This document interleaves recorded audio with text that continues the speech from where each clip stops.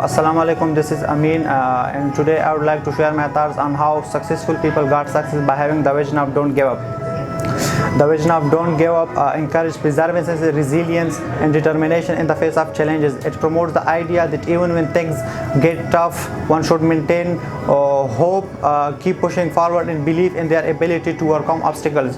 Success often comes to those who don't give up on their dream, because persistence, resilience, and determination are the key factors to overcoming challenges and achieving goals. When you are struggling and you start thinking about giving up, I want you to remember the power of hope, the belief that something better is always possible if you are willing to work hard. If you are willing to work hard for something, if you work hard enough and if you work hard enough and believe in ourselves, we can be whatever we dream.